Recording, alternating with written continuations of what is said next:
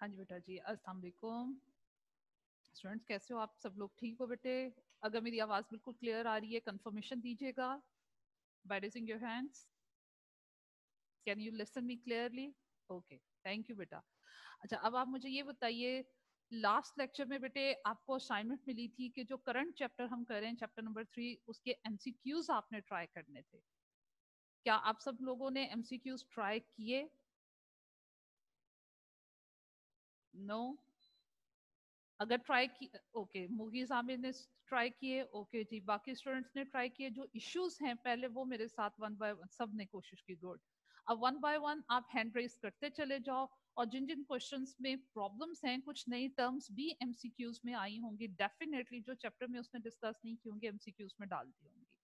वो तो नहीं आपसे सॉल्व हुई होंगी, अगर आपने कोशिश कर ली होगी, गुड, लेकिन उन्हें डिस्कस करना हमारे लिए जरूरी है। वन बाय वन मैं आप सबके क्वेश्चंस लेती हूँ। सबसे पहले हम बात करते हैं जनाब सुहेब बाजवा जी। बेटा अस्सलाम वालेकुम मैम। वालेकुम अस्सलाम जी। बेटे मैम ये क्वेश्चन नंबर 31। क्वेश्चन नंबर 31 पे चलते हैं जनाब। हाँ जी बेटा, इसमें क्या हुआ? क्योंकि मैम हाँ जी हाँ जी, पूछे। इसकी बिल्कुल भी नहीं समझ लगी, बाकी तो फिर भी कुछ सॉल्व हुए हैं तो थोड़ा बहुत प्रॉब्लम है, इसकी बिल्कुल भी नहीं आई। अच्छा देखो बेटे, आपने किसी कंसल्टेंट से एडवाइसेस ली होंगी। कंसल्टेंट्स मालूम है ना, हमें बिजनेस से रेलिवेंट कोई भी प्रॉब्लम्स हो, टैक्स के या कुछ और इश्यूज होते हैं, उनसे रेलिवेंट उनसे कंसल्टेंसी लेते हैं, एडवाइसेस लेते हैं, वो डेफिनेटली हमें चार्ज करते हैं।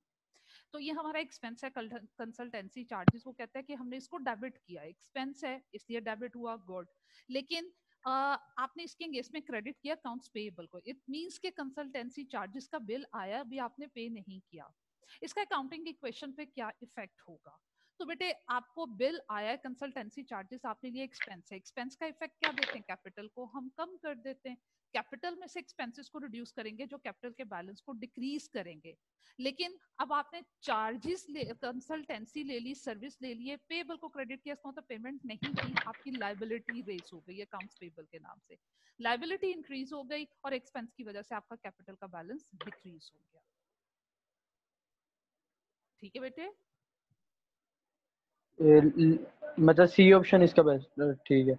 वो उसके अकॉर्डिंगली आप ढूंढ लो जहां पे आपकी लाइबिलिटी इंक्रीज हो रही है और कैपिटल डिक्रीज हो रहा है। हाँ जी बिल्कुल ठीक है, सी ऑप्शन बन रहा है जी। और इसके ओके मैम। अलावा और मैम ये जी एमसीक्यू एमसीक्यू नंबर 29।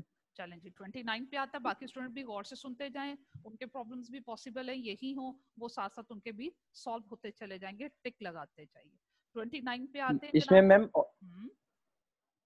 मैं ऑनर की कंप्लीटली पढ़ती हूँ। इक्विटी। ठीक है, मैं कंप्लीटली पढ़ती हूँ ताकि बेटे बाकी स्टूडेंट के प्रॉब्लम्स भी सॉल्व हो जाएं।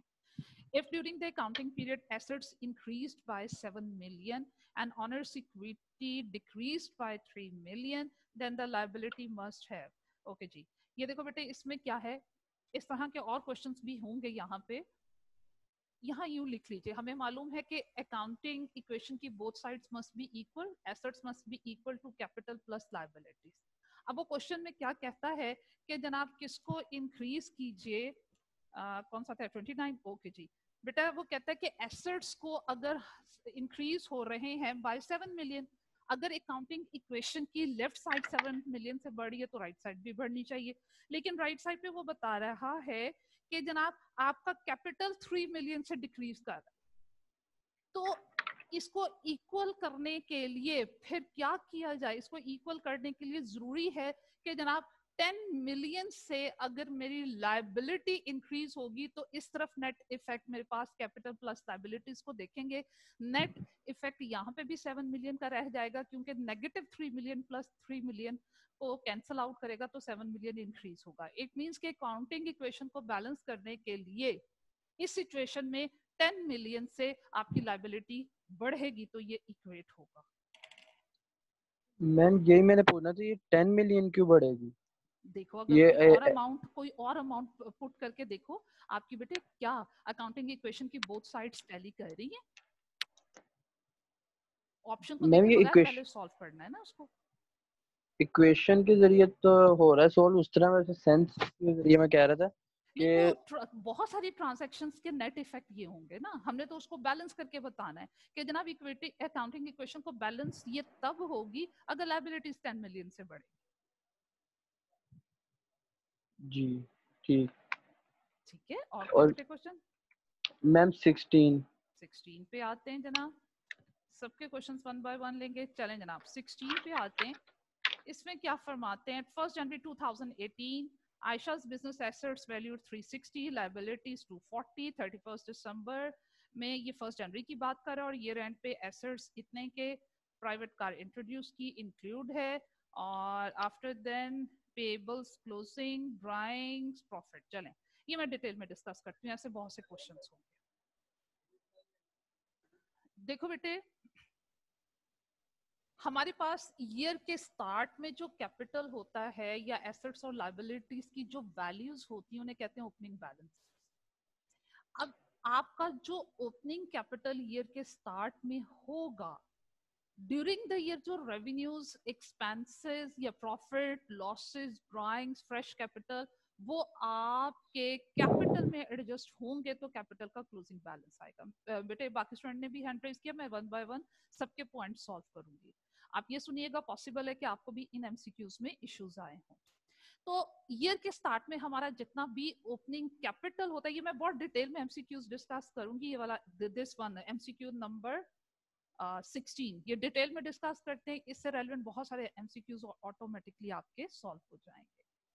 बेटे ओपनिंग कैपिटल जो ईयर के स्टार्ट में कैपिटल का बैलेंस होता है, जो प्रीवियस ईयर का एंडिंग बैलेंस था, दिस ईयर का ओपनिंग बैलेंस बनेगा। हम क्या करेंगे, दिस ईयर की जो एडजस्टमेंट्स हैं वो इधर डालेंगे तो हमारे पास क्लोजिंग कैपिटल आता है। दिस ईयर की एडजस्टमेंट्स क्या हैं? देखो, ड्यूरिंग द ईयर अगर ऑनर ने कोई न्यू कैपिटल इंट्रोड्यूस करवाया है किसी भी फॉर्म में, आइदर वो और पैसा बिजनेस में लेकर आया, कोई एसेट लेकर आया, वो उसके कैपिटल के बैलेंस को इंक्रीज करता है। तो ऐसे कैपिटल जो ड्यूरिंग द ईयर इंट्रोड्यूस करवाया जाता है उसे कहते हैं फर्दर कैपिटल। किसी भी फॉर्म में आए, फर्दर कैपिटल ऑनर की जो करंट इन्वेस्टमेंट बिजनेस में होगी उसको इंक्रीज करता है, इसलिए हम फर्दर कैपिटल को ऐड करेंगे। और बिजनेस से जो भी ऑनर ले जाता है जिसको हम ड्राइंग्स कहते हैं बेटा जी, वो हम माइनस कर देते हैं, वो इसकी इन्वेस्टमेंट को डिक्रीज करता है। ड्यूरिंग द ईयर जो बिजनेस में प्रॉफिट अगर हुआ है वो ऐड कर दिया जाएगा, अगर लॉस होगा तो वो माइनस कर दिया जाएगा। तो बेटा जी हमारे पास इन एडजस्टमेंट्स के बाद जो बैलेंस आता है कैपिटल का ईयर एंड में उसे कहते हैं क्लोजिंग कैपिटल। एक तो आपने बेटे ये चीज याद रखनी है, एक चीज और क्या याद रखनी है? देखो बेटे, आपने अकाउंटिंग इक्वेशन पढ़ी है कि assets are equal to capital plus liabilities. अब देखो, अगर मैं अकाउंटिंग इक्वेशन को यूं लिख दूं कि लायबिलिटीज कैपिटल में तो जाकर ऐड होती हैं, अकाउंटिंग इक्वेशन के इस तरफ को मूव करेंगी तो वो माइनस हो जाएंगी। एसेट्स में से हम लायबिलिटीज माइनस करेंगे तो बेटे हमारे पास क्या आना चाहिए? कैपिटल। तो अकाउंटिंग इक्वेशन को हम यूं भी लिख सकते हैं, यूं भी इक्वेट कर सकते हैं कि एसेट्स में से लायबिलिटीज माइनस करें तो जो आपके पास अमाउंट आएगी that must be equal to the amount of capital. अब मोस्टली क्वेश्चंस में वो करता क्या है, आपको कैपिटल का ओपनिंग या क्लोजिंग बैलेंस नहीं देता। ईयर के स्टार्ट में हमारे एसेट्स कितने हैं, लायबिलिटीज कितनी है, ईयर एंड पे मेरे एसेट्स कितने हैं, लायबिलिटीज कितनी है, ओपनिंग और क्लोजिंग बैलेंसेस एसेट्स और लायबिलिटीज के बता दिए जाएंगे। आपने एसेट्स में से लायबिलिटीज को माइनस करोगे, आपके पास कैपिटल की अमाउंट आएगी। एक चीज और, एक टर्म पॉसिबल है उसने इस चैप्टर में जगह जगह वो ये टर्म यूज करे, मोस्टली जगहों पे उसने ये टर्म यूज की होगी। वो टर्म क्या है? Net assets. नेट एसेट का टाइटल उसने कहीं पे भी अगर यूज किया है, net assets mean assets minus liabilities. Assets में से लायबिलिटीज को माइनस जब कर देते हैं तो जो कैपिटल की अमाउंट आती है उसे नेट एसेट्स भी बोलते हैं। तो अगर उसने कहीं पे नेट एसेट्स का टाइटल यूज किया हुआ है, इट मींस उसने एसेट्स की अमाउंट में से लायबिलिटीज की अमाउंट माइनस की हुई है, इट मींस कि वो हमारे पास कैपिटल की अमाउंट है। अब ये चीजें जहन में रखते हुए देखो, मैं इस एमसीक्यू को सॉल्व करती हूँ। 1 जनवरी 2018 ईयर के स्टार्ट में एसेट्स का बैलेंस वो बताता है 3,60,000 है 1 जनवरी। 3,60,000 के वो बता रहा है कि हमारे पास जनाब एसेट्स हैं। ओके जी। और ईयर के स्टार्ट में वो हमें लाइबिलिटीज बता रहा है कि हमारे पास 2,40,000 की हैं। तो बेटे जी हम एसेट्स की अमाउंट में से लाइबिलिटीज की अमाउंट को माइनस कर देते हैं। 360 माइनस 240, 1,20,000 के मेरे पास नेट एसेट्स हैं। नेट एसेट्स मीन कि जनाब ये मेरे कैपिटल की अमाउंट है when at the beginning of the year, क्योंकि मेरे पास beginning of the year assets और लाइबिलिटीज की वैल्यूज बताई है। तो देखें मेरे पास ओपनिंग कैपिटल आ गया 1,20,000। आफ्टर देन फर्दर इंफॉर्मेशन क्या बताता है, कहते हैं 31 दिसंबर में हमारे पास एसेट्स हैं 5,70,000 के 570 के, उसमें एक ऐसी कार भी इंक्लूड है जो कि ऑनर लेकर आया है। बिजनेस में एसेट आ रहा है, कहीं से भी आ रहा है, जो भी रिसोर्सेज बिजनेस में आ रहे हैं किसी भी जरिए से आ रहे हैं, हमने बिजनेस बेनिफिट के लिए यूज करने, वो बिजनेस के एसेट्स और एसेट्स में इंक्लूड होने चाहिए। और एक इफेक्ट तो ये होगा कि वो एसेट्स होंगे, दूसरा इफेक्ट हम ये देंगे वो एसेट्स कहाँ से आए हैं। अगर कैश में परचेज किए हैं, कैश पे किया है, कैश में से माइनस कर देंगे, उधार खरीदा है तो पेबल्स होंगे, लाइबिलिटीज में ऐड कर देंगे। ऑनर लेकर आया है तो सेकेंड इफेक्ट क्या है, क्योंकि ऑनर लेकर आया ये उसका नया कैपिटल है जो ड्यूरिंग द ईयर इंट्रोड्यूस हुआ, इसे हम फर्दर कैपिटल का नाम देके ओपनिंग कैपिटल में ऐड कर देंगे। सिंपल, बिजनेस में जो रिसोर्सेज भी आ रहे हैं जो बिजनेस बेनिफिट के लिए यूज होंगे वो एसेट्स हैं। एक इफेक्ट तो ये कि वो एसेट्स हैं, दूसरा इफेक्ट वो कैसे आए हैं वो उसका दूसरा इफेक्ट होगा। तो बेटा जी 31 दिसंबर ईयर के एंड में वो कहता है कि जनाब हमारे पास एसेट्स हैं ईयर एंड पे 5,70,000 के, इसमें वो कार शामिल है जो ऑनर ने इंट्रोड्यूस करवाई है, तो अगर नहीं भी शामिल होती हम शामिल कर देते, उन्होंने खुद से ऐड कर दी। अब 5,70,000 में कार इंक्लूड है, एसेट्स में तो इंक्लूड हो गई, इसका दूसरा इफेक्ट क्या है, ये ऑनर के फर्दर कैपिटल के तौर पे कैपिटल में ऐड होगी और उसकी अमाउंट कितनी बताई जा रही है 1,90,000, ये मैंने यहाँ ऐड कर दी। ओके जी। आफ्टर देन वो कहता है कि ईयर एंड पे हमारे पास लाइबिलिटीज का बैलेंस है 1,70,000। ओके जी, लाइबिलिटीज 1,70,000 की ईयर एंड पे है, ईयर एंड पे एसेट्स 570 के हैं, सो 570 माइनस 170 किया तो साल के एंड में मेरे पास जो नेट एसेट्स हैं वो 4 लाख के हैं। ईयर एंड पे नेट एसेट्स मीन मेरा ईयर एंड पे कैपिटल का बैलेंस है 400,000। ओके जी, क्लोजिंग कैपिटल भी आ गया, लिख लिया।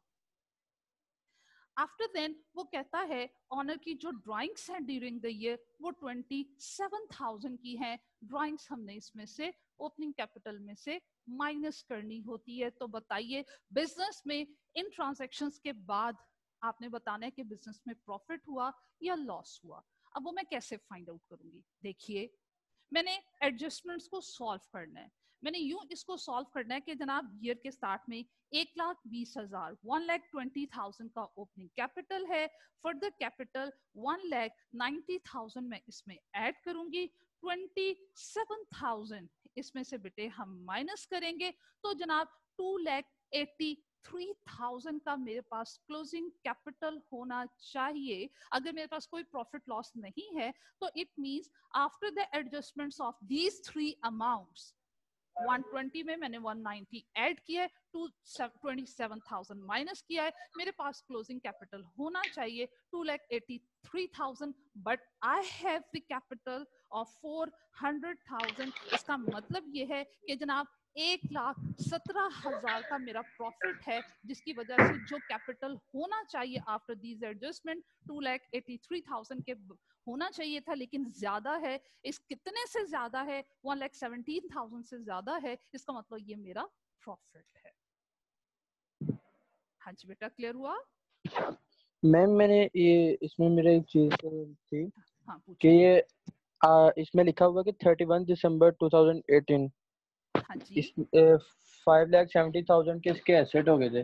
तो हाँ जी, उसमें तो वो कार भी इंक्लूड होनी चाहिए इस एसेट तो में। वो उसने कहा, उसने तो क्वेश्चन में क्लियरली वो मेंशन किया अलग एंड अलग से क्यों इंक्लूड। ऐड हो रही है? नो नो बेटे, दूसरा इफेक्ट भी तो हमने देना है। बिजनेस में जो कुछ भी आ रहा है, बिजनेस में जितनी भी ट्रांजैक्शंस इंकर्ड हो रही हैं, हम उनके डबल इफेक्ट्स देने हैं ना बेटे।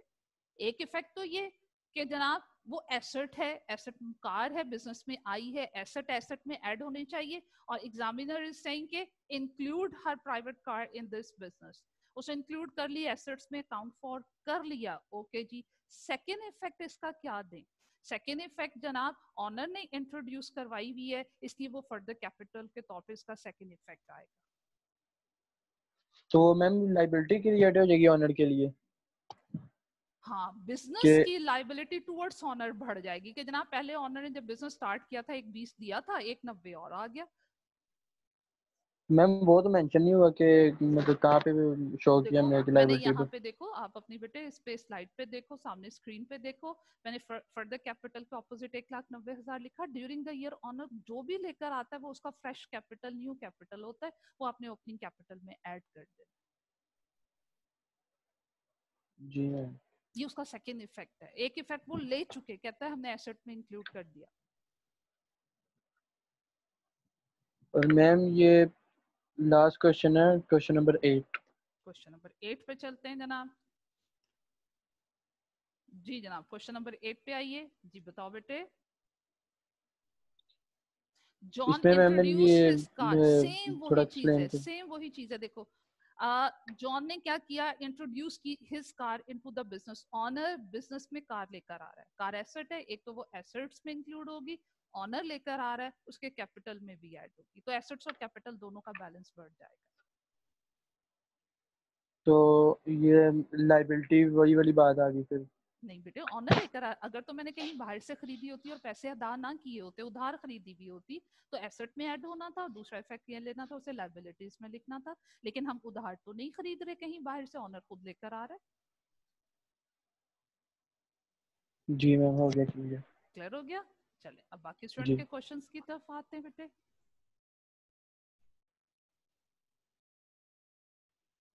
हाँ जी मोहम्मद रेहान।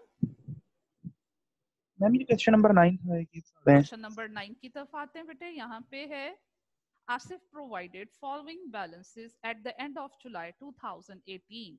उसने जनाब जुलाई के एंड में cash, accounts payable, office equipment, capital, ये अमाउंट्स दी हुई और आपसे पूछा हुआ रिसीवेबल की अमाउंट बताओ। आपने क्या करना है, अकाउंटिंग की क्वेश्चन के पॉइंट ऑफ व्यू से इसको सॉल्व कर रहे हो। आप अकाउंटिंग की क्वेश्चन में इन वैल्यूज को पुट करो। ये देखो मैं यहाँ लिख रही हूँ, assets equal to capital plus liabilities. अब मैंने क्या करना है, ये देखो कैश एसेट है, यस मैंने एसेट्स की साइड पे 45,000 लिख दिया, ओके जी। उसके बाद बात करें अकाउंट्स पेबल लायबिलिटी है, लायबिलिटीज में लिख दिया 30,000। लीजिए लायबिलिटीज में अकाउंट्स पेबल लिख दिए। उसके बाद क्या है, ऑफिस इक्विपमेंट एसेट है 21,000, मैंने यहाँ पे लिख दिया इक्विपमेंट के नाम से, ओके जी। कैपिटल है 77,000 का। अब जनाब इक्वल करते हैं, 77,000 प्लस 30,000, बेटे ऐड करो अकाउंटिंग इक्वेशन की इस तरफ क्या बन रहा है, इज इट 107,000? 1,07,000 हाँ, यस तो बेटे यही टोटल मेरे पास होना चाहिए एसेट्स की साइड पे। Is it equal to 107,000? Not. No ठीक है, तो बेटे ये इक्वल नहीं है। मेरे पास एसेट्स की साइड पे 45,000 प्लस 21,000, एसेट्स जो शो हो रहे हैं क्वेश्चन में 107,000 की बजाय 66,000 के माइनस हो रहे हैं। इसका मतलब कोई एसेट मिसिंग है, और जो मिसिंग होगा उसी की अमाउंट उसने हमसे रिक्वायर की होगी। और वो देखें, वो कहता है बताइए रिसीवेबल की अमाउंट कितनी है, और जो रिसीवेबल्स होते हैं वो हमारे एसेट्स हैं। तो मैंने यहाँ जो डिफरेंस आ रहा है वो रिसीवेबल के ऑपोजिट लिख देना है, 66,000 माइनस 107,000। इसका मतलब मेरे पास रिसीवेबल की अमाउंट है 41,000। 1,000 ओके हो गया? यस मैम ये हो गया। और मैम क्वेश्चन नंबर 18 भी बता दें। क्वेश्चन नंबर, अब हम चलते हैं 18 की तरफ। चलें अब हम ये भी सॉल्व करते हैं, ये भी वैसे डिटेल्ड क्वेश्चन है, इसको डिटेल में सॉल्व करते हैं। एमसीक्यू नंबर 18, कहता है following transactions relate to Mujahid's business, purchase of goods for resale 1300,000 उन्होंने कॉमन लिए हुए, हम भी ले लेते हैं।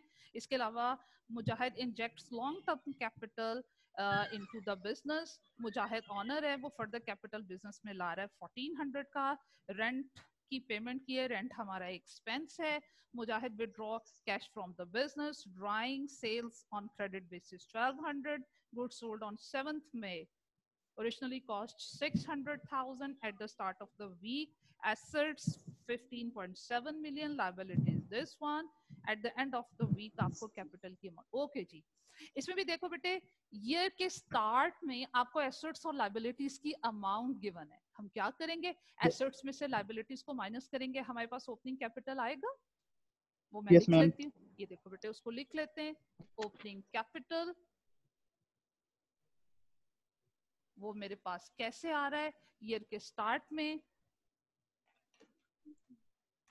एसेट्स की अमाउंट है 15,700, उन्होंने 1000 कॉमन लिए हुए, हम भी कॉमन ले लेते हैं, 11,200 माइनस करते हैं, 15,700 माइनस 11,200 मेरे पास है जनाब 45,100,000 रुपीस का ओपनिंग कैपिटल। यहाँ तक clear? After that yes ma'am, transactions देखो बेटे क्या हो रही हैं, गुड्स परचेज की हैं, इन्वेंट्री खरीदी है, इसका इफेक्ट क्या होगा, इन्वेंट्री में एसेट्स में ऐड कर दोगे, और किस तरह खरीदी है, उधार खरीदी है, तो क्या करोगे, दूसरा इफेक्ट इसका क्या होगा, लाइबिलिटीज में ऐड होगा। शाबाश, एक तो इन्वेंट्री इंक्रीज हो रही है, दूसरी तरफ लाइबिलिटीज इंक्रीज हो रही है, इसका कैपिटल पे कोई इफेक्ट नहीं हो रहा, तो ये एंट्री हम कैपिटल पे इसका कोई इम्पैक्ट नहीं देंगे। मुजाहिद जो ऑनर है वो फर्दर कैपिटल बिजनेस में ला रहा है, ये उसका फ्रेश कैपिटल है, ये ओपनिंग कैपिटल में ऐड कर देंगे, फर्दर कैपिटल, ये देखो फर्दर कैपिटल ला रहा है बेटा जी 1400, ये हम ऐड कर देते हैं। पेमेंट ऑफ रेंट, रेंट क्या है, एक्सपेंस, रेंट एक्सपेंस का कैपिटल डिक्रीज, हाँ ये शाबाश, ये डिक्रीज हो जाएगा, रेंट एक्सपेंस है हमारे पास 750 और ड्राइंग्स हैं 400 की, क्या करेंगे माइनस कैपिटल डिक्रीज, हाँ शाबाश, ये भी डिक्रीज करेगा 400 से, लीजिए ये भी डिक्रीज कर दिया। अब सेल्स का इफेक्ट क्या देते हैं, कहते हैं जो हमने उधार चीजें बेची हैं 1200 की, वो उनकी कॉस्ट थी 600, 600 में खरीदी 1200 में बेच दी, उस पे 600 का प्रॉफिट हुआ, प्रॉफिट का इफेक्ट क्या देंगे, ऐड कर देंगे ना, कैपिटल इंक्रीज हो जाएगा, हाँ शाबाश, प्रॉफिट ऑन सेल से आपका कैपिटल इंक्रीज हो जाएगा। सेल्स पे कितने का प्रॉफिट हुआ, 600 की चीज 1200 में बेची, इसका शाबाश 600 का प्रॉफिट हुआ, ऐड कर देंगे तो हमारे पास यहाँ क्लोजिंग कैपिटल आ जाएगा। अब देखते हैं कि बेटा जी वो कितना आ रहा है क्लोजिंग कैपिटल, ये बेटे 4500 plus 1400 minus 750 minus 400 and plus 600, ये बेटे मेरे पास आ रहा है 5350,000 क्लोजिंग कैपिटल। ओके हो गया बेटे? पूछिएगा। तो मैम ये इसका अब ये सम अप करके इसका क्या जवाब आएगा टोटल? 5350 और साथ में एंड जब आंसर लिखना है जो कॉमन लिया होता है वो भी अमाउंट लिख दी जाती है। ठीक है मैम। ठीक है, और आपके सॉल्व हो गए, क्यूरीज पूरी हो गई? ठीक है मैम, यस। ओके बेटा, अल्लाह हाफिज। बाकी और स्टूडेंट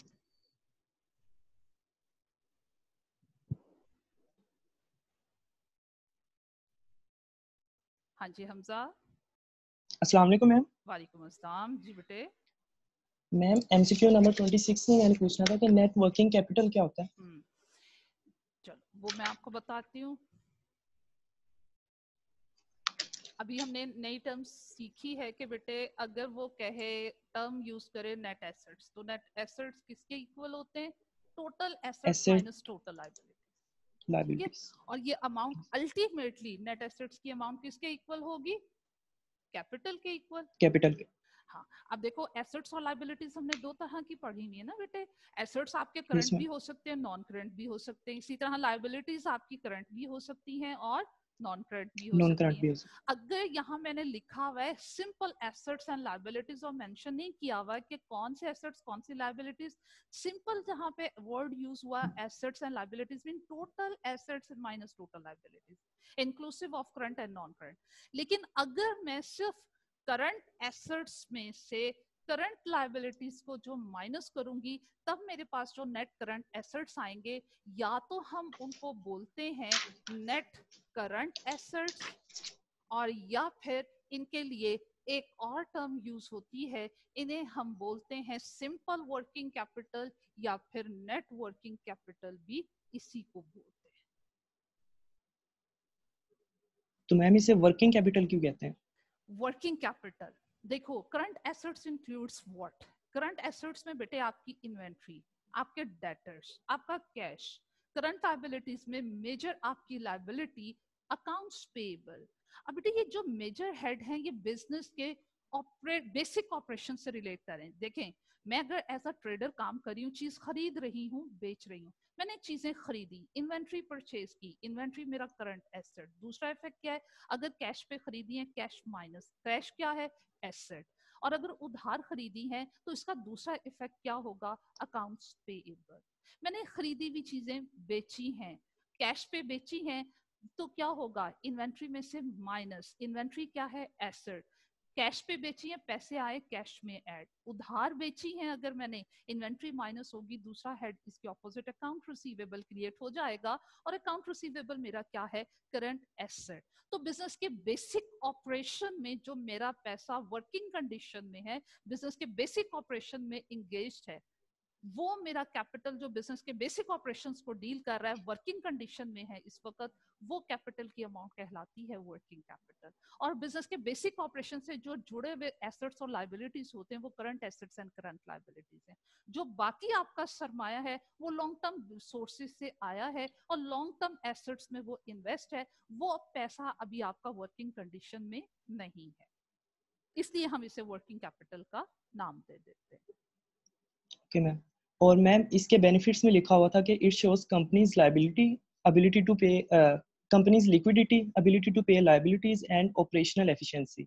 ऑपरेशनल एफिशिएंसी क्या है? ऑपरेशनल बिजनेस के बेसिक ऑपरेशन की एफिशिएंसी। बिजनेस में सिर्फ बेसिक ऑपरेशन नहीं हो रहा, चीजों की खरीदो फरोख्त ही नहीं हो रही, और भी बड़े सारे काम हो रहे हैं। On a long term basis पे बिजनेस में कैपिटल ला रहा है, हम लॉन्ग टर्म बेसिस पे कर्जा ले रहे हैं, मेच्योरिटी का टाइम आ रहा है, कर्जा दे रहे हैं, लैंड एंड बिल्डिंग परचेज कर रहे हैं, प्लांट एंड मशीनरी परचेज कर रहे हैं जो मेनी इयर्स यूज होंगी। बिजनेस का बेसिक जो हमारा काम है वो ये एक्टिविटीज परफॉर्म नहीं करना, चीजों की खरीदो फरोख्त है। लेकिन उसके लिए जरूरी है कि जनाब पैसा बिजनेस में आए, चाहे ऑनर लेकर आए, कर्जा वर्जा लें, वो बेसिकली जो बाकी एक्टिविटीज हम परफॉर्म करें वो हमारी बेसिक एक्टिविटीज को सपोर्ट कर रहे होते हैं। तो इसलिए वर्किंग कैपिटल आपके ऑपरेशन को सक्सेसफुल बनाता है, आपके बिजनेस के ऑपरेशंस को सपोर्ट करता है। और लिक्विडिटी का मतलब क्या होता है? लिक्विडिटी का मतलब बेटे दो तरह की लिक्विडिटीज होती हैं, एक लिक्विडिटी ऑफ द बिजनेस होती है, एक लिक्विडिटी ऑफ द एसेट होती है। मैं पहले लिक्विडिटी ऑफ द बिजनेस की अगर बात करूं, लिक्विडिटी ऑफ द बिजनेस क्या है? Ability of the business to repay its debts at the maturity, कि जब लायबिलिटीज को पे ऑफ करने का टाइम आएगा, क्या बिजनेस इस काबिल है कि वो अपनी लायबिलिटीज को पे ऑफ कर सके? क्या उसके पास इतने रिसोर्सेज हैं? ये बिजनेस की लिक्विडिटी है। तो दूसरी लिक्विडिटी है लिक्विडिटी ऑफ द एसेट्स, कि एसेट्स कितना क्विकली सेल होकर कैश में कन्वर्ट हो जाएंगे। मैं जनाब इन्वेंट्री खरीदी है बेचने के लिए, मैं कितने दिनों में उसको बेचकर उससे कैश जनरेट कर रही हूँ, वो मेरे एसेट्स की लिक्विडिटी है। तो यहाँ पे वो बात कर रहा है बिजनेस की लिक्विडिटी की बात कर रहा है, तो वो ये बात कर रहा है कि जो मैंने शॉर्ट टर्म बेसिस पे कर्जा लिया हुआ है वो मैंने अपने शॉर्ट टर्म रिसोर्सेज से ही मीट करना है, तो क्या मैं इस काबिल हूं, मेरे करंट एसेट्स या बिजनेस के बेसिक ऑपरेशन से के रिसोर्सेज से इतने एसेट जनरेट होंगे जो बिजनेस की करंट लायबिलिटीज को मीट कर सके, मेरी करंट लिक्विडिटी पोजीशन को इंप्रूव कर सके। ओके मैम, ये ऑपरेशनल एफिशिएंसी की डेफिनेशन में एक थिंग लिखी हुई थी कि it is the ratio between output gain from the business and an input run into the business operations. हाँ, बिजनेस के ऑपरेशन से बिजनेस में क्या आ रहा है, इन्वेंट्री जो आ रही है और फिर आप उसको बेच रहे हो, उससे आपको प्रॉफिट क्या हो रहा है, ये बिजनेस की ऑपरेशनल एफिशिएंसी है. तो मैम इसका मतलब ये है कि जितना How ज्यादा benefits quickly you generate profit from business operation. Business के एक ऑपरेशन से कितना क्विकली और कितना प्रॉफिट आप अर्न कर रहे हो, उसे कितना क्विकली कैश में कन्वर्ट कर रहे हो, इजी वर्ड्स में. Okay ma'am. और और मैम बेटे? एक क्वेश्चन था ट्रांजैक्शन नंबर 6 में जो उस दिन लास्ट टाइम हमने की थी, हम्म, उसमें 20 जैन की जो ट्रांजैक्शन है उसमें एक भाई ने क्वेश्चन पूछा था आपसे. एक मिनट मुझे पेज बता दो. चलिए मेरे पास आ गया. हाँ जी, आप पूछे 20 जनवरी. उसमें मैम एक भाई ने आपसे क्वेश्चन पूछा था कि अगर हम ये सपोज कर लें कि उन्होंने 8 मिलियन की इन्वेंट्री जो है वो परचेज की थी और उसी कैश प्राइस परचेज जो कॉस्ट प्राइस है उसी पे सेल कर दी उन्होंने, तो आपने कहा था कि अगर ऐसा होता तो उन्होंने ये अलग से मेंशन किया होता कि बिजनेस की सिचुएशन जो है वो खराब चल रही है, तो इसलिए वो इन्होंने जो है कॉस्ट प्राइस पे वो सेल कर दी. तो अगर मैम ऐसा होता तो ये जो 4.8 मिलियन है 20 जनवरी में इन्वेंट्री सेल ही नहीं हो रही, इन्वेंट्री परचेज कर रहे हैं बेटे, वो किसी और ट्रांजैक्शन में पूछा होगा ना. देखो इन्वेंट्री में प्लस नहीं, 8 ऐड हो रहा है. वो रिटर्न हो रही है ना मैम. अच्छा ठीक है, नहीं रिटर्न भी नहीं तो हो रही. आप इन्वेंट्री परचेज कर रहे हो, 3.2 मिलियन आपका कैश में से बेटे माइनस हो रहा है. इसका मतलब है कि 3.2 मिलियन अब आप पे कर रहे हो, 4.8 मिलियन उसने प्री पेमेंट्स के ऑपोजिट लिखा हुआ है. इसका मतलब है जो हमने चीजें खरीदी हैं, हमने इसका 4.8 मिलियन पहले से दे दिया हुआ था, एडवांस दे दिया हुआ था. अब 3.2 मिलियन अब हम दे रहे हैं जब हमारे पास 8 मिलियन की चीजें आ रही हैं. चलो आप वैसे ही अपना जर्नली क्वेश्चन पूछ लें. तो मैम क्वेश्चन ये था कि अकाउंट रिसीवेबल्स और pre payment and other receivables, ये दोनों अकाउंट्स में क्या डिफरेंस है, ये दोनों क्यों बनाए गए हैं? दोबारा से पूछो, वन बाय वन पूछो. अकाउंट रिसीवेबल्स इस और ट्रांजैक्शन के प्री, पॉइंट ऑफ व्यू से पूछ रहे हो? यस मैम, अच्छा. इसमें दो अकाउंट्स हैं ना, अकाउंट्स रिसीवेबल्स हैं हाँ और प्री जी. पेमेंट एंड अदर रिसीवेबल्स भी हैं. उसने पता क्या किया हुआ है? अदर रिसीवेबल्स कौन से हैं? एक होते हैं ट्रेड रिसीवेबल, जो चीजें आपने कस्टमर को उधार बेची हुई हैं, इसलिए उनके साथ तिजारत की हुई है, उनको चीज बेची हुई इसलिए पैसे लेने हैं. तो जो कस्टमर से तिजारत के एंगेज में पैसे लेने होते हैं वो रिसीवेबल अलग लिखता है ट्रेड रिसीवेबल के नाम से. ठीक हो गया. अब जो अदर रिसीवेबल होते हैं, इसके अलावा मैंने कहीं से पैसे लेने थे, मैंने किसी को सर्विसेज दी हुई थी इसलिए पैसे लेने थे, मैंने कोई चीजें बेची हुई थी कमीशन लेना था, किसी और वे में अगर आपने पैसे लेने थे वो अदर रिसीवेबल. रिसीवेबल का मीनिंग है कि पैसे लेने हैं. अगर तो तिजारत के एंगेज लेने तो वो ट्रेड रिसीवेबल है, गुड्स सोल्ड के एंगेज लेने या सर्विसेज रेंडर करने के एंगेज लेने, जो मेरा बेसिक बिजनेस का काम है, जिस मकसद के लिए मैंने बिजनेस ऑपरेशन स्टार्ट किया है. तो अगर किसी और रीजन से पैसे आने, मैंने अकाउंट ओपन करवाया हुआ था, वहां मुझे फिक्स डिपॉजिट अकाउंट पे इंटरेस्ट मिलना है, वो मेरा इंटरेस्ट रिसीवेबल है. मैंने किसी को कर्जा दिया हुआ, उससे इंटरेस्ट लेना है, ये सारी चीजें अदर रिसोर्सेज से अगर आपने पैसे लेने हैं वो अदर रिसीवेबल है. अब मोस्टली बुक्स में क्या किया जाता है, जो अदर रिसीवेबल्स को एडवांस एक्सपेंसेस के हेड्स के साथ को रिलेट करके इकट्ठा लिख दिया जाता है. आपको जो मैंने प्रैक्टिस करवानी है, अदर रिसीवेबल्स अलग होंगे, ट्रेड रिसीवेबल्स अलग लिखेंगे और प्रीपेड एक्सपेंसेस को हम अलग से मेंशन करेंगे. ओके मैम, बस यही क्वेश्चन था. ठीक है. Thank you ma'am. MCQs complete हो गए बेटे? Yes ma'am. ओके जी, बाकी स्टूडेंट्स की तरफ चलते हैं.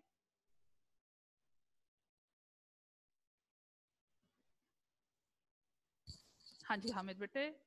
अस्सलाम वालेकुम मैम जी. वालेकुम अस्सलाम. मैम सबसे पहले तो ये फर्स्ट वाला ही इसकी समझ नहीं आई, वो इसमें वो क्या उसमें एमसीक्यू? जी. चले यस बेटे मैम. फर्स्ट की तरफ चलते हैं. इसमें क्या लिखता है? अब बिजनेस हैज कैपिटल ऑफ 10,000, तो फिर अगर कैपिटल 10,000 हो तो लायबिलिटीज और एसेट्स कितने होंगे? तो बेटे हम यहाँ स्लाइड की हेल्प लेते हैं. बेटे आपको जब भी ऐसा क्वेश्चन आए, आप अकाउंटिंग इक्वेशन लिख लिया करो. Assets equal to capital plus liabilities. जनाब वो क्या बताता है? कैपिटल 10,000 का है. अब आपने यहाँ ये करना है हामिद बेटे, वन बाय वन तीनों ऑप्शन को सॉल्व करके देखना है कि इक्वेशन किससे इक्वेट होगी. देखो ए ऑप्शन में अगर मैं देखूं, एसेट्स की साइड पे 6,000 लिखूं और लायबिलिटीज की साइड पे 16,000 लिखूं, तो बेटे कैपिटल लायबिलिटी 16, 10, 26 एसेट्स के इक्वल नहीं होती. इसका मतलब है कि ए ऑप्शन नहीं है. इसी तरह फिर बी ऑप्शन को हम सॉल्व करके देखेंगे कि जनाब कैपिटल अगर 10 का है, 4 की लाइबिलिटी बता रहा है, तो इस तरफ तो 14,000 हो जाएगा, एसेट्स की साइड पे वो कहता है 6,000 लिख देते हैं, पॉसिबल नहीं है, काउंटिंग इक्वेशन इक्वेट नहीं होती है। थर्ड ऑप्शन की तरफ गए, लाइबिलिटीज की साइड पे कहता है 10,000 लिख देते हैं, तो 10 + 10 का कैपिटल ये तो 20,000 हो जाएगा, वो जो 10,000 के एसेट्स के इक्वल नहीं होगा, इसका मतलब सी ऑप्शन भी नहीं है। डी ऑप्शन की तरफ चलते हैं, लाइबिलिटीज में कहता है 4,000 लिख देते हैं, अगर लाइबिलिटीज 4,000 की होंगी, कैपिटल बेटे 10,000 का होगा, तो 14,000 बनेगा इस तरफ, तो एसेट साइड पे भी 14,000 होना चाहिए, तो वो एसेट्स 14,000 के बता रहा है, इसका मतलब डी ऑप्शन राइट होगा। इसमें ऐसे क्वेश्चंस में आपको सारे जो गिवन ऑप्शंस होंगे सॉल्व करके आइडेंटिफाई करना होगा करेक्ट ऑप्शन। इस वजह क्योंकि मैं हमारे पास कैपिटल जो 10,000 का हमने लाइबिलिटी भी पे करनी है, तो इस वजह से फिर वो जब उसमें से माइनस करेंगे तो हमारा कैपिटल डायरेक्टली वो फिर 10,000 का हो जाएगा। Yes yes yes ma'am. और मैम जो आपसे ये एमसीक्यू नंबर 2 जो है उसमें भी ऐसे ही करना पड़ेगा, एसेट्स को लाइबिलिटीज और कैपिटल की अमाउंट को ऐड करते चले जाओगे, देखोगे कि किस ऑप्शन में कैपिटल और लाइबिलिटीज की अमाउंट को ऐड करके एसेट्स की अमाउंट के इक्वल बता रहा है। Yes ma'am. और बेटे और यस मैम ये 11 पे चलते हैं, 11 में चलते हैं, तो जनाब उसने क्या कहा हुआ है, what is the value of liabilities in an accounting equation. इसमें भी बेटे अकाउंटिंग इक्वेशन लिख लो, जो जो वैल्यूज दी हुई उनको पुट करके इक्वल करो, जहां नहीं आएगा, जो इक्वल अमाउंट नहीं होगी वो मिसिंग अमाउंट होगी। ये देखो मैं लिख रही हूं, ये एमसीक्यू नंबर है 11। मैम रिसीवेबल जैसे हमने वो पहले एमसीक्यू किए, ये भी सेम वैसे ही है। सेम वैसे ही है, ये देखो करके देखें इसको। अब देखो फर्नीचर Yes, कौन ma'am. सी साइड पे लिखूं मैं, एसेट्स की साइड पे ना। Yes ma'am. ये देखो मैंने बेटे एसेट्स की साइड पे 90,000 लिख दिया, कैश भी एसेट है, ये भी एसेट की साइड पे, ये जनाब मैंने 100,000 लिख दिया। आफ्टर देन डेटर्स भी एसेट्स होते हैं, 11,000 ma'am. मैंने यहाँ लिख दिया। उसके बाद इक्विटी किसको बोलते हैं, कैपिटल को कैपिटल बोलते हैं, कंपनी। 90,000 मैंने ये लिख दिया। अब यहाँ क्लियर हो रहा है कि एसेट्स की साइड जो है वो 90,000 से ज्यादा है। कितनी ज्यादा है जनाब, 1,11,000 से ज्यादा, ऐसी है, क्योंकि 90 1,11,000 से ज्यादा, इसका मतलब लाइबिलिटीज मेरी 1,11,000, अगर मैं लिखूंगी तो ये इक्वल हो जाएगा। जी मैम ये भी हो गया। ये भी हो गया। मैम ये जो 13 है ना मैम, इसकी नहीं समझ आई। उसने कहा था liability of a business 30,000 and capital of the proprietor is 70,000। Ma'am total asset वो कह रहा है कि मतलब वो किसका, इसका मतलब लायबिलिटीज में कैपिटल जो प्रोप्राइटर का है वो ऐड करेंगे तो एसेट्स के इक्वल होना चाहिए ना। तो लायबिलिटीज 30,000 की, कैपिटल 70,000 का, टोटल हो गया 1,00,000, इसका मतलब एसेट्स भी 1,00,000 के होने चाहिए। जी। तो मैम ये उसका इसमें बन रहा है। Yes ma'am. ठीक हो गया मैम ये 24 में, ये 24 वाले का मैम डी ऑप्शन की समझ वो कह रहा है, उसमें क्या उसने कहा कि जब हम purchase of machinery for cash, ma'am जब हम कोई चीज कैश पे परचेज करेंगे तो मैम हमारी इन्वेंट्री में हम उसे ऐड करेंगे और कैश में से माइनस करेंगे, लेकिन वो कह रहा है कि कीप्स टोटल एसेट अनचेंज। हाँ देखो आपने आंसर भी खुद दिया हमें। देखो बेटे आप मशीन खरीद रहे हो, इसमें मशीन पता नहीं उसकी इन्वेंट्री है या नॉन करंट एसेट है, व्हाटएवर, आपने एक एसेट खरीदा है और कैश पे किया, कैश भी एसेट है, मशीनरी भी एसेट है, एक एसेट बिजनेस में आ रहा है, एक एसेट जा रहा है, टोटल एसेट पे कोई इफेक्ट नहीं होगा। तो मैम इसमें तो उसने ये नहीं ना बताया कि हमने जो मशीन को हम लोग उसे यूज के लिए खरीद रहे हैं या हम लोग अपने कारोबार के लिए इसको खरीद रहे हैं। नहीं भी बताया, चलें अगर मैं उसे यूज के लिए खरीद रही हूँ तो वो मेरा नॉन करंट एसेट मशीन के नाम से आएगा, है तो तब भी वो मेरा एसेट ही है। अगर यूज के लिए खरीदा तो नॉन करंट एसेट, अगर बेचने के लिए खरीदा तो इन्वेंट्री करंट एसेट, है तो एसेट। जब अकाउंटिंग इक्वेशन में हम एसेट लिखते हैं तो इसका मतलब total assets inclusive of current and non current. तो एक एसेट जा रहा है, एक एसेट आ रहा है, नॉन करंट एसेट मशीनरी के नाम से आ रहा है, कैश आपका करंट एसेट जा रहा है, आपके टोटल एसेट्स की अमाउंट पे कोई भी इफेक्ट नहीं होगा। यस। और मैम जी ये ना एग्जांपल्स हैं, ये पेज नंबर 63 पे चलें बोरोइंग मनी वाली, मैम इसकी नहीं समझ आई। Let me move the page number 63। अब पूछिए बेटे कौन सी एग्जांपल क्लियर नहीं हुई। ये मैम एग्जांपल ये जिसमें ट्रांजैक्शन 2 हमने की है यहाँ पे। वो करते हैं। Abbas borrow 40,000 from his brother to purchase a motor van for the business. जनाब इन्होंने क्या किया, अच्छा आगे क्या कहते हैं, अच्छा बस इतना ही बताया हुआ, इन्होंने मोटर वैन खरीदनी है, अपने भाई से 40,000 का कर्जा लिया है। आपने इसको सिंपल यूं सॉल्व करना है कि जनाब उधार लिया और साथ ही उन पैसों से मोटर वैन परचेज करनी। उधार लिया जी वो लाइबिलिटी हुई, आप लोन यस ना, मैम बोरिंग अमाउंट आपका लोन है, आपकी जी लाइबिलिटी है, लाइबिलिटी बढ़ गई। उस लाइबिलिटी के अंगेंस्ट में आपने वैन खरीदी जो कि आपका एसेट है, तो एसेट भी बढ़ जाएगा आपका वैन के नाम से और लाइबिलिटी भी बढ़ जाएगी आपके लोन के नाम से 40,000 से। 30,000 की ट्रांजैक्शन कहीं पीछे से चलती आ रही है। हाँ वो ट्रांजैक्शन नंबर 1 का इफेक्ट उन्होंने दोबारा दिया। मैम आपने इसमें हाँ तो जी ये कैश इसने ये ट्रांजैक्शन 1 से फिर ये 30,000 हाँ किया इसने बिल्कुल ऐड। 30,000 ट्रांजैक्शन नंबर 1 की अमाउंट्स को उसने कैरी ऑन किया। फिर तो मैम ये ट्रांजैक्शन नंबर ट्रांजैक्शन जो हाँ 3 में भी फिर इसी का इफेक्ट दे रहा है वो साथ। यस बिल्कुल बिल्कुल। यस मैम क्योंकि मैम वो समझ नहीं आ रही थी वो 30,000 कहाँ से ऐड कर रहा है, हाँ वो और इस ट्रांजैक्शन वाले नंबर में मैम 1 के इसकी लिए जरा समझ नहीं आ देखो, रही थी कि हमारे पास आफ्टर ट्रांजैक्शन नंबर 2 30,000 का कैश है ना, तो ट्रांजैक्शन नंबर 3 में जाके कहता है कि आपने कोई मार्केट स्टॉल है, अब आपने वो परचेज किया 5,000 का कैश में, 5,000 का कैश चला गया, तो 30,000 में जी से 5,000 माइनस किया तो कैश 25,000। तो वो ऑनर यस वो जितनी 25 था। ट्रांजैक्शंस दे रहा है उनमें प्रीवियस ट्रांजैक्शंस के इफेक्ट्स को भी कैरी ऑन कर। यस मैम वो इसी वजह से मुझे समझ नहीं आ रही थी कि वो वैन हाँ की वो ये उन्होंने क्या चूंकि कैसे ऐड समझाने कर का रहा है वो। तरीका मुझे भी पसंद नहीं था, इसलिए मैंने यहाँ एग्जांपल्स करवाने की बजाय आपको स्ट्रेट क्वेश्चन की तरफ ले गई थी। मैम ये एग्जांपल्स को सोल्व करना है ये जो आगे चलती जा रही हैं। नहीं नहीं उसको रहने दो, कोई बात, उसको छोड़ दें, बस हमने जितना कर लिया वो इनफ है बेटे। जी मैम मैम वो इसी वजह से मैं पूछ रहा था, मुझे समझ नहीं आ रही थी वो ट्रांजैक्शन है हाँ नहीं पीछे से। ठीक है, अब हो गया बेटे। Yes ma'am yes ma'am okay clear है। क्लियर है। यस चलें मैम चलें बेटा जी, thank you ma'am. You welcome.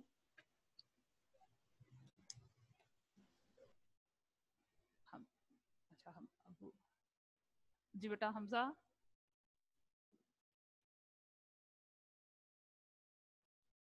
हम अच्छा अभी आपका अनम्यूट हो नहीं पाया, ये क्या हो गया। सॉरी मैम, वो हाँ जी हैंड अब रेज ही बोलिए। था, डाउन करना भूल गया। अच्छा डाउन करना भूल गए, चलें ठीक है। Yes ma'am, sorry. चल अबू जरा आसिफ मैम ये 11 काइंडली दोबारा रिपीट कर दें। एमसीक्यू नंबर 11 मैं रिपीट कर देती जी हूँ मैम। बेटे। क्या है 11 में, ओके जी।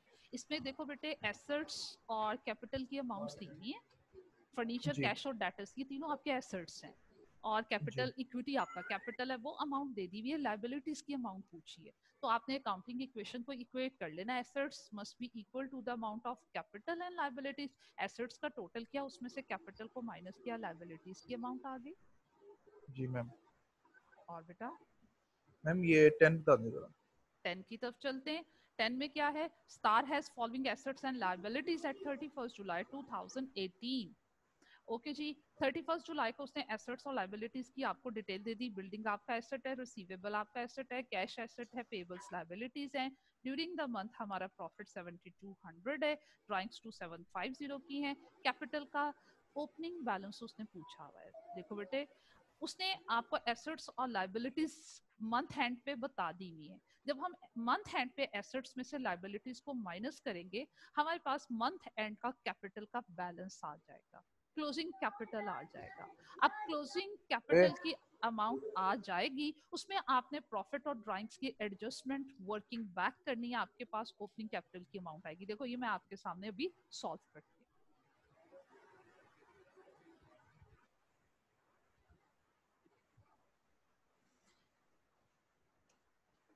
ये देखिए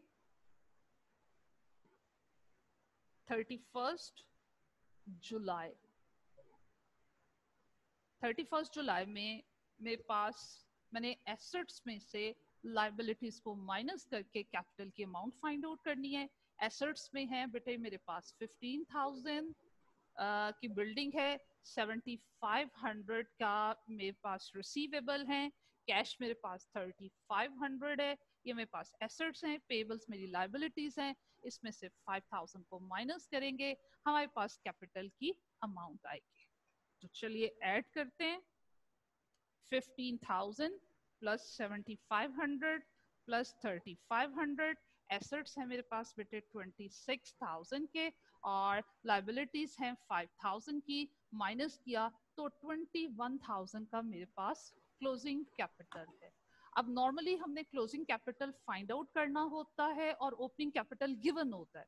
जब ओपनिंग कैपिटल गिवन हो तो प्रॉफिट उसमें ऐड करते हैं और ड्राइंग्स माइनस करते हैं, तो हमारे पास क्लोजिंग आता है। इसमें रिवर्स पूछा हुआ है, इसमें क्लोजिंग दिया हुआ है और ओपनिंग फाइंड आउट करना है, तो हमने चीजों को रिवर्स कर देना है। ड्राइंग्स नॉर्मली ऐड होता है, हम ऐड माइनस करते हैं, हम ऐड बैक कर देंगे। प्रॉफिट ऐड होता है, वर्किंग बैक करते हुए उसे माइनस कर देंगे तो ओपनिंग कैपिटल की अमाउंट आ जाएगी। ये देखो मैं यूं करूंगी। अब क्लोजिंग कैपिटल की में प्रॉफिट की अमाउंट 7200 है।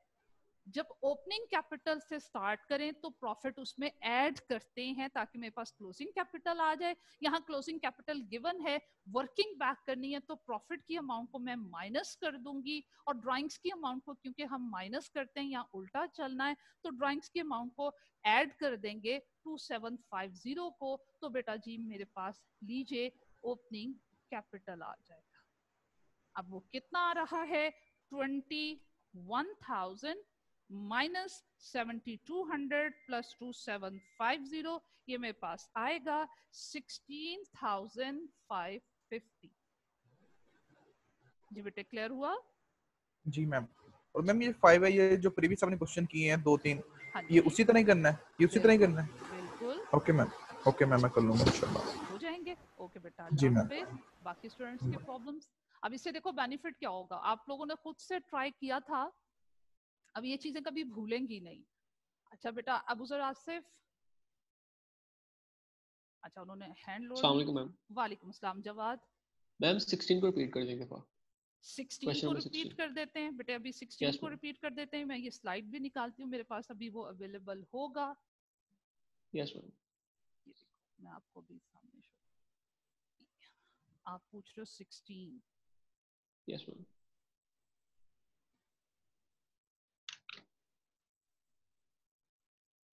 हाँ जी, ये देखो बेटे एमसीक्यू नंबर 16 ये आपके सामने, इसको मैं रिपीट करती हूँ। यहाँ पे जी। हमने डिस्कस किया है कि बेटे जब हम एसेट्स की अमाउंट में से लायबिलिटीज को माइनस करते हैं हमारे पास कैपिटल आता है। ओपनिंग कैपिटल फाइंड आउट करने के लिए मेरे पास ओपनिंग एसेट्स और ओपनिंग लायबिलिटीज होनी चाहिए। क्लोजिंग कैपिटल फाइंड आउट करने के लिए मेरे पास इस वे से फाइंड आउट करने के लिए क्लोजिंग एसेट्स और क्लोजिंग लायबिलिटीज होनी चाहिए। अब उसने इस क्वेश्चन में हमें 1 जनवरी 2018 ईयर के स्टार्ट में एसेट्स बताए हुए 360 के और लायबिलिटीज बताई हुई 240 की 1 जनवरी को। तो मैंने क्या किया, 360 में से बेटे 240 को माइनस किया, तो 1 जनवरी को मेरे पास कैपिटल की अमाउंट आ गई 1,20,000, जो कि मैंने यहाँ पे वर्किंग में करने के बाद यहाँ ट्रांसफर कर दी। आफ्टर देन ईयर के एंड में वो आपको बता रहा है आपके पास एसेट्स हैं 5,70,000 के और लायबिलिटीज हैं 1,70,000 की। इसी तरह उनको माइनस किया तो मेरे पास क्लोजिंग कैपिटल की अमाउंट जो है वो भी आ गई 4 लाख, वो भी हमने यहाँ पे ट्रांसफर कर दी। अब क्वेश्चन में वो बता रहा है कि ऑनर ड्यूरिंग द ईयर 1,90,000 की कार लेकर आ रहा है बिजनेस में। अब कार बिजनेस में आ रही है, बिजनेस पर्पस के लिए यूज होगी, बिजनेस को बेनिफिट देगी, इसका मतलब वो बिजनेस का एसेट बन गई, तो उसे एसेट में इंक्लूड होना चाहिए। तो वो कहता है कि हमने इंक्लूड कर दिया, आप दोबारा से 570 में इंक्लूड ना करें, वो इंक्लूडेड है। ओके जी, ये इसका एक इफेक्ट हो गया। दूसरा इफेक्ट इसका क्या है, क्योंकि ऑनर लेकर आया है, ऑनर बिजनेस में जो भी लेकर आए, चाहे बिजनेस के स्टार्ट में या during the life of business, वो जब लेकर आएगा हम तभी फौरन उसको कैपिटल में ऐड कर देंगे। और वो जो कार लेकर आया उसकी वैल्यू 1,90,000 की थी, तो हमने ओपनिंग कैपिटल में उसको ऐड कर दिया। ड्यूरिंग द ईयर जो उसकी ड्राइंग्स थी वो 27,000 की थी, तो हमने क्या किया, ओपनिंग कैपिटल 1,20,000 में जो फर्दर वो कार लेकर आया वो ऐड किया और ड्राइंग्स 27,000 को माइनस किया। तो हमने कहा हमारे पास कैपिटल होना चाहिए था इन दो अमाउंट्स की एडजस्टमेंट के बाद 2,83,000, जबकि हमने वर्किंग की है और वो हमें बता रही है कैपिटल हमारे पास ईयर एंड पे 2,83,000 होना चाहिए, जबकि हमारे पास 4 लाख का है। क्यों ज्यादा है? Because of profit. कितना प्रॉफिट है? हमने 283,000 में से 400,000 को माइनस किया, तो आइडिया हुआ कि जनाब ड्यूरिंग द ईयर बिजनेस को जो प्रॉफिट हुआ वो 1,17,000 का है, जो कि उसके कैपिटल में ऐड हुआ है। Yes ma'am. हो और गया सर बेटे क्वेश्चन में बस बाकी मैम ये था ओके जी, thank you so much ma'am you welcome बेटा।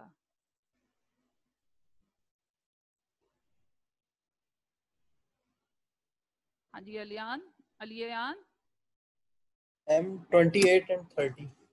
28 की तरफ चलते हैं जनाब। 28 में कहता है services rendered for cash will result in services. देखो ऑर्गेनाइजेशन की 3 टाइप्स बिजनेस की डिस्कस की थी कि जनाब आप ऐसा मैन्युफैक्चरर भी काम कर सकते हो, चीज बनाकर बेचोगे अगर आप मैन्युफैक्चरर के तौर पे काम कर रहे हो, अगर खरीद कर बेच रहे हो, रेडीमेड चीजों का बिजनेस कर रहे हो, आप ट्रेडर हो। और कुछ लोग ऐसा कारोबार करते हैं जैसे कॉलेजेस हैं, हॉस्पिटल्स हैं, क्लब्स हैं, रिक्रिएशन फैसिलिटीज हैं, ये सर्विसेज रेंडर करती हैं हमें और हमसे फीस चार्ज करती हैं। जब ये ऑर्गेनाइजेशन हमें सर्विस रेंडर करेंगी और हमसे फीस चार्ज करेंगी, वो उनका रेवेन्यू होगा। अब इस ऑर्गेनाइजेशन ने सर्विसेज रेंडर की हैं और कैश रिसीव किया है। कैश एसेट है जो कि एसेट्स को इंक्रीज करेगा, और दूसरी तरफ सर्विस की के अंगेंस्ट में हमारे पास जो इनकम आएगी, जो फी आएगी, वो कैपिटल को इंक्रीज करेगी। तो इन ए ऑप्शन में देखो इंक्रीज इन कैश बिल्कुल ठीक है, decrease in capital no. Services render के अंगेंस्ट में जो फीस चार्ज की जाती है वो रेवेन्यू है, इनकम है, वो कैपिटल को बढ़ाता है, कैपिटल को डिक्रीज नहीं करता। इसमें ए में एक पार्ट गलत है, इसलिए ए राइट ऑप्शन नहीं हो सकता। इंक्रीज इन कैश बिल्कुल ठीक है, इंक्रीज इन फीस अर्न, आपने फीस जो अर्न की है वो बढ़ रही है, बिल्कुल ठीक है, ये राइट ऑप्शन। सी क्यों रॉन्ग है? वो कहता है उसका पहला पार्ट ही गलत हो गया। डिक्रीज इन कैश, बेटे जब हम सर्विसेज रेंडर करते हैं बिजनेस में कैश आता है, जाता नहीं है। इंक्रीज इन फीस अर्न बिल्कुल ठीक है, डिक्रीज इन कैपिटल ये रॉन्ग है। रेवेन्यू और इनकम की वजह से कैपिटल डिक्रीज नहीं होता, इंक्रीज होता है। सो राइट ऑप्शन इज बी। 30 की तरफ चलें, आपका बेटा नेक्स्ट 30 था। Yes ma'am. Okay, ji. One of the local fast food outlets hired a first-year accounting student to oversee the cash collection procedure. When the firm pays the student his weekly wage, the transaction will be. बेटे आपने first year accounting student को अब cash collection काम के लिए higher किया। किसी काम के लिए भी आप किसी को हायर कर लेते हो, उनसे सर्विसेज लेते हो, उनको सैलरीज एंड वेजेस पे करते हो। तो जब आपने उनको सैलरीज एंड वेजेस पे की हैं, सैलरीज क्या है? बिजनेस का एक्सपेंस है। वो एक्सपेंस क्या करेगा? कैपिटल को रिड्यूस करेगा। एक इफेक्ट तो इसका ये होगा, दूसरा इफेक्ट क्या है? आपने पेमेंट की है, कैश डिक्रीज होगा। कैश आपका क्या है? एसेट है, तो कैश डिक्रीज होगा, अल्टीमेटली बेटे एसेट्स भी डिक्रीज होंगे। हो गया बेटा कंप्लीट? हाँ जी मोहिज। अस्सलाम वालेकुम। वालेकुम अस्सलाम जी बेटे। मैम ये एमसीक्यू नंबर 18 की फर्स्ट ट्रांजैक्शन मुझे नहीं समझी। फर्स्ट में एमसीक्यू नंबर 8। हाँ जी, परचेज ऑफ 18 जी 18 हाँ बेटे ठीक है 18 जी जी 18 की तरफ हम जा रहे हैं, पेज नंबर 81 पे, एमसीक्यू नंबर 18। इसमें पहली ट्रांजैक्शन फर्स्ट में की है, purchase of goods for resale on credit. आपने गुड्स परचेज की हैं रीसेल के लिए, इन्वेंट्री खरीदी है, इन्वेंट्री में ऐड हो जाएगी, उधार खरीदी है। दूसरा इम्पैक्ट इसका क्या होगा कि पेबल्स आपके इंक्रीज हो जाएंगे, एसेट्स भी इंक्रीज, पेबल भी इंक्रीज। ठीक है। और कोई बेटे? Thank you. No ma'am thank you. हाँ जी सुहेब बेटा। अस्सलाम वालेकुम मैम। वालेकुम अस्सलाम। मैम उन्होंने कहा कि 8 लाख से हमारे ना एसेट इंक्रीज हो गए हैं। कहाँ? और जो क्वेश्चन नंबर नहीं मैम मुझे अच्छा वैसे पूछ रहे हो? हाँ जल्दी से पूछिएगा, टाइम 8 लाख से एसेट इंक्रीज हुए हैं और कैपिटल है ना 2 लाख से डिक्रीज हो गया है, तो लायबिलिटीज हमारी कितने से इंक्रीज होगी? देखो मैं इसको लिखती हूँ, आराम से बोलिएगा, ठीक है? ठीक है मैम। देखो आपको खुद ब खुद इसका आंसर मिलेगा। Assets equal to capital plus liabilities. अब बोलिए। एसेट जो है हमारे ना 8 लाख से इंक्रीज हुए हैं। 1 लाख से हमने एसेट्स को इंक्रीज कर दिया, आफ्टर देन और जो है कैपिटल 2 लाख से हमारा ना डिक्रीज हो गया। अच्छा 2 लाख से डिक्रीज हो गया। अब लायबिलिटीज पे क्या इम्पैक्ट होना चाहिए, ये पूछ रहे हो ना? जी। अच्छा अब अगर तो बेटा मेरी लायबिलिटीज देखो मैं यहाँ 3 लाख से बढ़ा दूं, नेट रिजल्ट क्या आएगा? 2 lakh minus 3 lakh positive, net result क्या आएगा? 1 लाख पॉजिटिव, इंक्रीजिंग। तो इस तरफ भी 1 लाख पॉजिटिव है, इस तरफ भी 1 लाख पॉजिटिव है, काउंटिंग इक्वेशन टैली है। तो जी इसका मतलब है कि अगर एसेट्स 1 लाख से बढ़ रहे हैं और कैपिटल 2 लाख से कम हो रहा है तो मस्ट है कि लायबिलिटीज आपकी 3 लाख से बढ़ेंगी, तो अकाउंटिंग इक्वेशन आपकी टैली करे। ठीक है मैम। ठीक है, ओके बेटा, आज का चैप्टर आपके प्रॉब्लम्स भी रिजॉल्व हुए, टाइम भी हो रहा है। अब उधर आसिफ सोहेब बाजवा बेटे आपने मेरा ख्याल हैंड लोड नहीं किया, बाकी इंशाल्लाह कल से नया चैप्टर स्टार्ट करते हैं। टाइम से आप लोग सब स्टूडेंट क्लास में आइएगा श्योरिटी के साथ के जनाब नेक्स्ट चैप्टर कल से स्टार्ट हो रहा है, बहुत इंपॉर्टेंट है, हमारा अकाउंटिंग साइकिल है। ओके जी, अंटिल दैट टाइम अल्लाह हाफिज।